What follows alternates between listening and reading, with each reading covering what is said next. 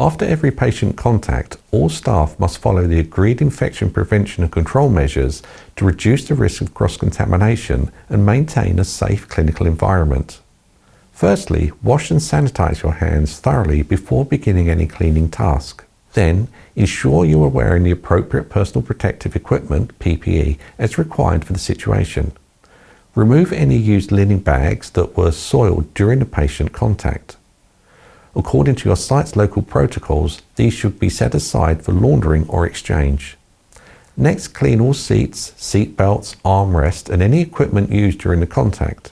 If any single-use medical items were used, ensure they have been safely discarded in appropriate waste containers.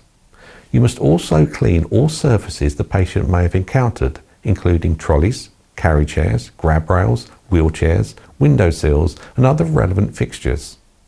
Once the cleaning is complete, dispose of any used cleaning materials as clinical waste in line with your site's waste disposal policy.